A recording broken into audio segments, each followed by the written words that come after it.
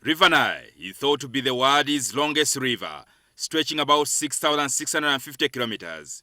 The river begins its journey from Lake Victoria, flowing all the way through Egypt, before pouring into the Mediterranean Sea. To establish the exact spot at which the Nile begins its journey, I had to use a canoe. The changes in pace and flow of the water are what can be used to identify where the Nile flows out of Lake Victoria. The river flows fast, while the lake is calmer. Statistics indicate that the source of the Nile attracts about 160,000 tourists annually. Unfortunately, many of these tourists are disappointed by the state of development at the site. Because as we are coming here, I think you saw so many tourists coming here, but they come here and look at the water and they go back. Find that the source of the Nile, which everyone is proud of, it was not there, actually. It was there in words and in history. In a move to attract more tourists, government is planning to turn this area into an international tourism destination. But we think these are cartoon numbers as compared to other destinations.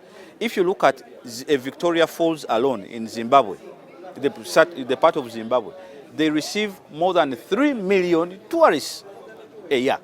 We are still talking of 163,000 tourists. So we think these numbers can exponentially grow to at least 500,000. Remember, the more activities someone engages in, the more money they spend in these activities. And the more money they spend, the better for the economy.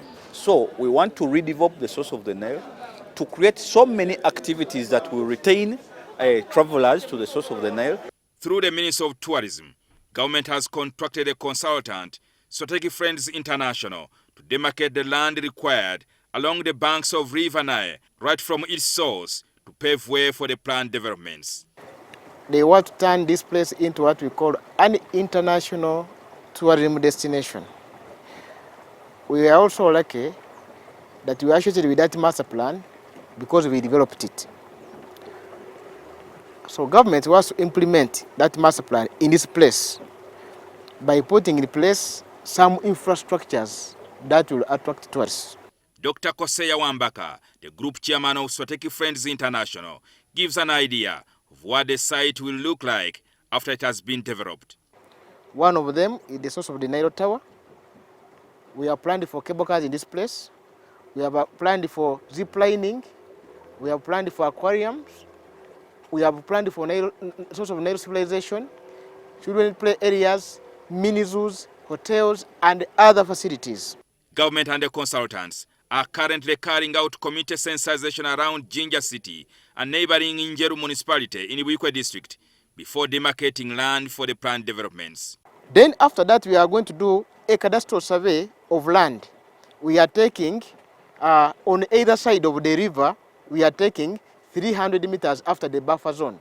Meaning the side of Njeru, we are taking 300 meters. The side of Jinja, we are also taking 300 meters after the buffer zone. So we are actually saying we are taking 400 meters from the river down. The length of the river, I think we are going to take 10 kilometers. We are going to sensitize the people for them to know what is happening. Government has assured the project-affected persons that they will be adequately compensated for their land. We value the developments on that land, and then we compensate the people. So when we are compensating, of course, we shall compensate adequate land promptly so that people can vacate their land. However, we also have infrastructure within the planning or the development area that we simply need to facelift. However, government is facing the challenge of handling compensation for individuals who are legally acquired land titles on the lake and the river. So, still this consultancy will help us to really get an understanding of who are these people, how did they acquire this land, when did they acquire the land. People had got a misinformation regarding this project. But this project, we felt that we needed it as yesterday. This project is going to change the livelihoods of our people here, and it's going to change this country. Currently, Jinja City Council is responsible for collecting revenue, but once the developments at the source of the Nile are complete, government will establish an agency to manage the facilities. South River Nile Management Authority or something like that. It is. But of course, at the point of operationalization, because in the master plan we recommended for a PPP, where government can come in and also private individuals can come. So if we realize that the current boats don't fit the standard, we shall tell them to upgrade. This is the exact spot that marks the start of the journey of the world's longest river. But government is planning to develop this source of the Nile into the International Tourism Center. Jjingo Francis, NTV.